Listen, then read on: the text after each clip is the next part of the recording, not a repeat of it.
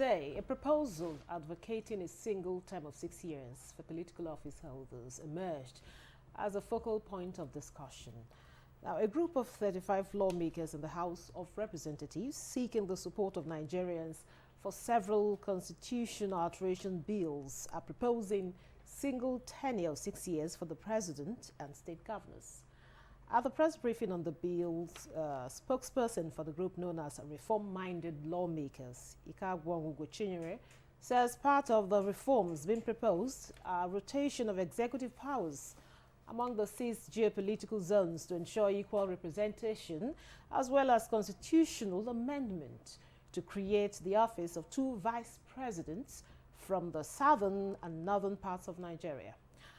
The political and electoral bills, which have passed first reading at the Green Chamber, also propose that all elections are held on the same day, while electronic transmission of results be made compulsory.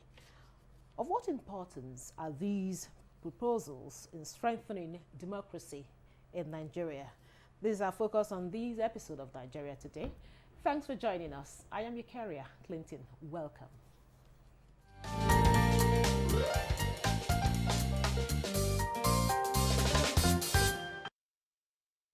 Now, with me in the studio, to discuss the proposed constitutional reforms is Chinyere, a member, House of Representatives. You're welcome to Nigeria Today. Thank you.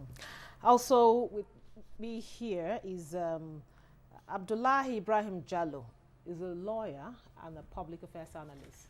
Thanks for joining us. Good evening, Nigerians. Okay, I want to start with you, honorable member. Now, today you presented the draft proposal of the political and electoral. You had a press briefing. Now, tell us, what is the motivation? What motivated this proposal? And of course, people that are, supporting this move. What is their motivation?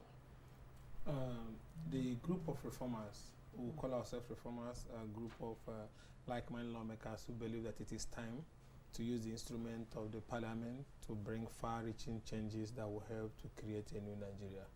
The country is facing multiple challenges, economic, political, social, and otherwise.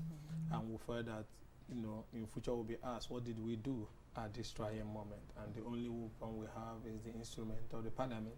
And when I say, how do we look at the structures, the enabling law to start the reforming process? Our bills cut across political, economic, social, security, and so on and so forth. We started with the political bills, which top among them is the restructuring proposal that we saw today. And there have been attempts since 1960 to today to come to a workable system of administration for the country that is all-inclusive, that also reduces wastage, that can be able to carry everybody along and help to run a true federal structure. And we felt that learning from those experiences we had from the 1960s, that both the political reform conferences and other programs that past administration have pursued and past parliament, that let's improve on them. And that is how we came up with the political and economic restructuring bills, which have started unfolding. We unfolded 6 proposals today. In the coming weeks, we'll be unfolding because we have 50 proposals to unfold, and we hope to get the support of Nigerians and our colleagues to push them through. Okay, thank you very much. Now, Jallo, earlier, of course, we talked a little bit about this, but now tell us, what do you make, or how do you react to these, the bill, and of course, its contents? Well, in essence, it seems the honorable member has brought about so many issues in the bill, and there is a need for one to look at them one after the other, not holistically. Let's take of 6-year single term, which there were other members before haven't, since it is a democratic government, people are entitled to their views. Earlier on, there is one school of thought that says we should revert to parliamentary system. And now the honorable members, among them, are bringing another suggestions. Well, let's look at 6-year single term as they propose it, though you have asked him to elaborate the advantage and the disadvantages. He only talked of the bills that there are about 50, which would be part of the reform. But in any case, let's look at the 6-year single term, which, to be candid, if that can scale through and be accepted by the all members, it will bring a lot of sanity into the system, in the sense that what Nigeria is suffering now is the presidential system, which allowed a lot of wastages. If you can look at it, for the past 25 years now that we are handling uninterrupted democracy, the Nigerian population have not gotten what they want. Let me take a simple position of an NTA staff and now the labor that are doing this strike. But let's just concentrate on these, on the issue is the focal point is the 25 years in the democracy running uninterrupted. Still, it has not been yielding good results to Nigerians vis-a-vis the situation at hand. But the most important thing is, if the honorable members will convince Nigerians through public hearing, whereby people will put their inputs, and then to look at what these 6 years will bring to the benefit of Nigerians, is better than the 8 years which is currently being practiced. So what Nigerians need now is anything that will reduce a lot of corruption. Now, do you think that with this bill, we are, on the way to, trying to better our lots in the country? Well, Madam, the question is this. The honorable members only make a proposal. They need to convince Nigeria, as he said, that these are the advantage and disadvantage. It is from that we now draw a yardstick as to the benefit of the bill. Now, but for now, we want them to speak. Okay, thank you very much. Thank God he's here in the studio. So, now, Honorable Ugochinyere, now, the gentleman here, Abdullahi Jallo, has rightly pointed out some, flaws we have. Even in the 25 years of democracy, we've not gotten it right. Now, how do you think this proposal, will affect the effectiveness and stability of governance in Nigeria? Keeping in view what some of the things he mentioned. Yes, flowing from what he said, convincing Nigerians to see reasons. I guess Nigerians are beginning to see the reason. We have tried, like he said, for 25 years since we returned to democracy, a presidential system that have not truly been presidential, have not truly been federal. Now you see the wastage that has to go with 4 years. Before you get to 4 years, by next year now, people will start party primary campaigns and distractions and Congress.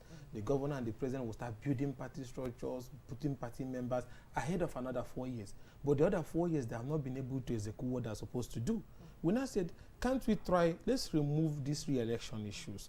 Let's elect a president for a 6-year single term. Once he moves him from the first day, he starts running. And how do you help him to start running? One will start by saying all pre-election matters must end 30 days to election. We don't want a president or a governor that once he's elected into office, he starts pre-election issue of who is the candidate or the party or venue of their primary. And also, when I said, once somebody is elected, that before he's sworn in, that the court should immediately round up all the cases pertaining to the issue of who won the election. So that once he has sworn in, even if you want to betray your godfather, that is your business, the most important that you have all it takes to do a 6-year uninterrupted program of development for the country. And that's when I say we have to tinker with the timetable to accommodate early election and early resolution of post-election litigations. And when I also said for us to also move on that same page, that let us also remove the conversation and the energy and distraction that goes to which zone rules, who does not through the ethnic and religious division. And since we say, like the new anthem is talking about, that even though tongues and whatever would differ, yes, but in brotherhood we stand. That if indeed we are brothers, then we want peace and stability. Why not say power should rotate between north and south? Once each of these zones have qualified people at any given time, let power rotate between north and south. And when it comes to south, it goes around among the three geopolitical zone of that south and the other three geopolitical zone of the north. By so doing, both the minority and the majority, everybody have a seat on the table. And then we'll go past beyond the conversation of who rules or how he will rule or which zone to issues of pure governance. And in order to avoid interrupting this, 6-year single term rotational presidency, to avoid what happened when Yar'Adua died and Jonathan came on board and wanted to exercise his right, we now put a clause that protects everybody, which means if power goes to the north, it's 6 years and it can't be interrupted. If you go to the south, 6 years, it cannot be interrupted, even if the president dies or he's impeached. That's why we now created the office of 2 vice presidents. And you need to understand it from the context of there's no wastage here. The 2 vice presidents will be ministerial status. So once you elected a vice president from a state, there will be no other minister from that state. You are the minister from that state. And one of the vice presidents will come from the zone where the president is from. So he's just a succession vice president, doing his job as a minister, but a successor in the waiting in the event that the president is removed or the president dies, he is sworn in that next second. That means that particular zone will complete their term uninterrupted. And we also said part of the problem that have led us to bad leaders and so on and so on is the electoral process that throws up wrong people. That let us now have all elections in one day.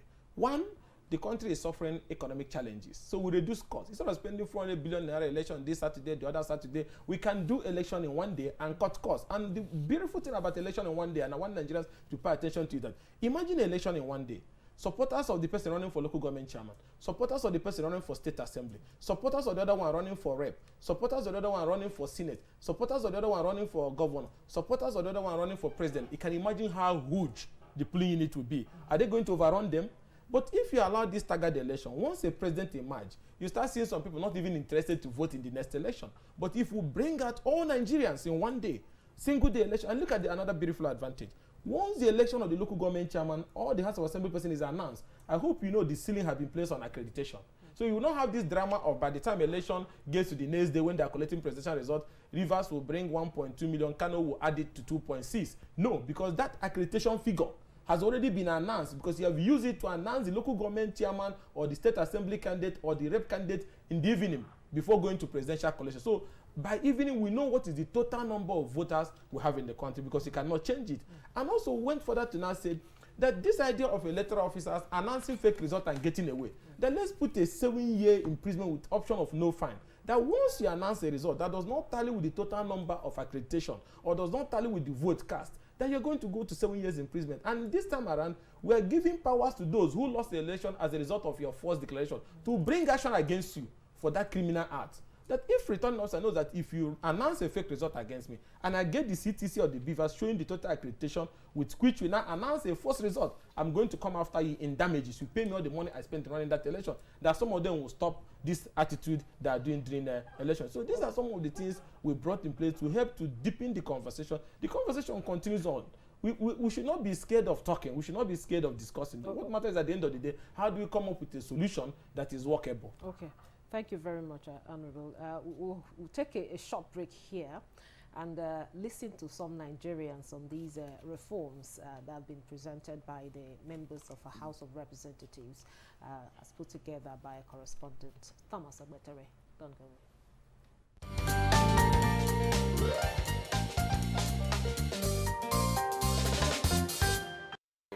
In terms of elections spending, in terms of the INEC, so it goes a long way to reduce expenditure, and also it will even give the office holder, the intended politicians, to know that at least it has 6 years as a stretch to deliver. 6 years is enough to deliver in terms of thinking of the second term and all of that. In the first place, I think it saves us a lot of time, saves us a lot of money, and whoever wins on that day is focused on the next 6 years. It's not thinking about second term like many people do. So some people won in 2023 and are already thinking of 2027. So I think you win once and you go home at the end of the day. So I think it's good for us. Proposal is okay, but in respect to this country, there's going to be a lot of problem, because even conduct an election for president and other senate and rep in a day, we have faced many challenges.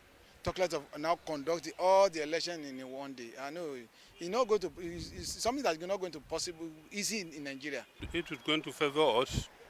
I wouldn't mind. I would love it to be 6 years, one tenure, so that the issue of 8 years, one tenure 4 years, the other tenure 4 years, 8 years should be cancelled. The 6 years will be proper. So that you go there, you finish your one tenure, you go away. We'll look for another credible person that will come in. I believe that if we have a single tenure of 6 years, it's the best thing that can happen to Nigeria. We'll end up spending less money to conduct elections. And if elections are conducted on the same day, governorship, House of Assembly, House of Reps, and presidency, it's also a good thing for Nigeria because we'll cut down on interference and everything that may drag us back.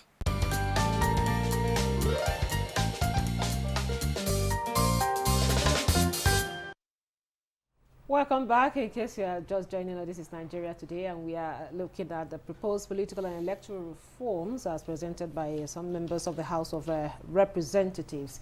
Now, I have two gentlemen, of course, here in the studio with me. Abdullahi, you heard the reaction of the people there, and some of the concerns were, you know, of course, a lot of persons say this is, you know, laudable, this is welcome, but how do we go about it? Now, how do you react to some of the well, the fact is this. Where you put 6 years as a single term, as many says, is a welcome idea. But there is a need for clauses. Clauses in the sense that, one, we have to take care of given a program and a focus. The bill will include what is expected of an elected president or a governor or member House of Reps or Senate or even a councillor, what he should have, what is expected of him to do within the 6 years. Because you cannot just, what is affecting us now is even the 8 years, there is no clauses to support its existence. You don't govern like you give a person a job to do in a class and you cannot monitor him as to what he is going to do. Honestly, whoever proposes this bill is an excellent thinking, but there is a need for qualifiers. There is a need for some sort of guidance. Now, Now, in your opinion, before you go further, now could this reform, you know, reduce the tendency towards corruption and, of course, this electoral violence we've had in the past? Do you see that addressing these issues? Well, you see, where you see the point is the issue, madam, where a term is already been tagged, there is no question of violence or corruption. The corruption is being taken care of what is expected of a leader or the person occupying the office to do. You will not be saying, okay, we have reduced 8 years to 6 years, one single term. What is important is that the person coming into the office, a governor or whoever, or the president, is expected of him to know that somebody is equally waiting for another 6 years. Thank you very much. I have to stop here so that Ugochunye will talk to us more about some of the issues raised by the respondents there. Of course, some of the concerns raised there are very, very valid. Talking about conducting election in one day. We talked about conducting all the elections. You know, in the past we've had a lot of challenges in conducting, even the presidential election, of course, the National Assembly the same day.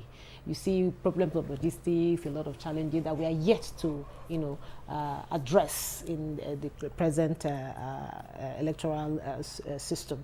Now, talking about conducting the entire election, you talk about local government chairman, councillors, and you know, state houses of assembly. How feasible is this? Well, and I want to urge Nigerians, let's stop always sounding negative when we're having conversations on how to move forward, like saying it can never work in Nigeria. You know, good governance can never work in Nigeria. So we must at times be positive. Here you see, what is the difference between the pattern we're using now, where you have National Assembly, Senate and Rep, and the presidency? That's 3 in one day. leaving just the governorship and the state assembly. So what we're just bringing, what you are just adding now is just the Guba and the state assembly. And we just have 18 or so registered political party. Even when we had 98 registered political party, remember, INEC was able to still manage those 98 ballot paper sheets. So in this case, now what are you going to have? You just have just 2 additions, governorship and state assembly into the matter. And then let me tell you this, what do you need extra to make this happen? Ballot paper and then 2 ballot box extra. That's all you need. The human being is the same. 1 accreditation covers the entire 5 political positions that will be contested on that day. And then the same security and so on and so forth. So there's nothing we're incurring more except the extra cost for ballot paper and the extra cost for ballot box. Because if you look at what we're going to incur when you go separate Saturday, you do the ballot paper, you do the ballot box, you do the mobilization of security, you do the INEC staff. You see the amount of money they pay INEC staffs. All these things can even increase their welfare and do all these things in one day. So what I'm saying is that the nation has the capacity to get this process conducted in one day, because now we're going electronic. Once you accredit, the candidate registers it, and then you go and vote after accreditation. So there's no big, it's not like we're adding a very big load on INEC. All they need now is just to make adequate arrangement for the crowd that will be in high number, because more people are going to turn up. And you can see participation in our election has started dropping since the last 10 years. You can see the number of people who, a plain need that have 1,000 voters, you see about 550 people voting. People are no longer interested in voting. So, but if you have all this in one day, the enthusiasm will be back. Citizen security will, because citizens will protect the polling unit because they have interest. I may have interest only in the local government or in the state assembly candidate. You may have governorship, you may have presidency. Once we gather, you can see that those people from our village who normally overrun the polling cannot do that. And again, once they succeed in making sure that the first result is announced, which is the local government or state assembly, accreditation all over the country is automatically known. And that's why we're trying to also legalize. There's a new addition INEC made in their candidate dashboard, which was used in Imo election, whereby as that accreditation is going on, the Beavers dashboard is recording the total number accredited. That was why when people upload fake results and say 200 accredited, the machine is beeping, it is only 10. We now want to make that legal so that as you're uploading accreditation figures, people can sit down here and see all over the 774 local government in Nigeria, 20 million Nigeria standard. That means at the end of election, for presidential election, you cannot have more than 20 million votes. Now, one last question, in 30 seconds. How might this reform influence social policies and long-term development projects? You cannot talk about long-term development project when the position is talking about how to get his re-election. You can't talk about long-term projects when I'm thinking of how I'm going to put a borehole that is not necessary in this village just so that I can get them to vote for me. There's no long-term plan in a state of anarchy, chaos, insecurity, religious division, ethnic division, cries of marginalization. There can never be any long-term development. There cannot be any social development. That is why almost going to almost over 60, 70 years, we're still having this basic conversation. We have not gotten our security right. We have not gotten our economy right. We have not gotten anything right since 1960 to date. So let's find a way to have stability. I strongly believe, and most of our colleagues in the reform believe, that once you have governance stability, once you have this peace and stability and inclusivity, that this conversation for long-term development can be sustainable. Because at the end of the day, if I do a 5-year development plan, the next person that is going to win me in second term comes, reverses everything. But if we have a long-term development plan, 6-year development plan, each time anybody comes, once the next government comes, they continues on where the person stopped. Okay, and Jalu, in 30 seconds, just well, in essence, my bone of contention is on the running the elections for the whole country in one day. Look at how tactful the security are handling themselves, even with the days that we shall have the elections. And secondly, I am not from Bayelsa, but I know so many areas that are riverine areas.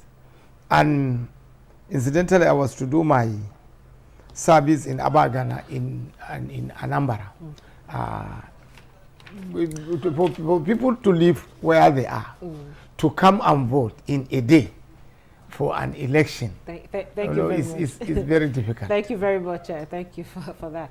Now, with this, we'll wrap up today's episode of Nigeria Today. I want to sincerely appreciate our guest, Ikagwanwu Gochinyere, member House of Representatives. He's also a member representing Idiato Federal Constituency in the House of Representatives. And also the spokesperson, Reform-Minded Lawmakers. Thank you so much for your time. And we had also Abdullahi Ibrahim Jallo as a lawyer and a public affairs analyst. Thank you so much for your time and your contribution. And thank you for being part of the program. I am Ikeria Clayton. Goodbye.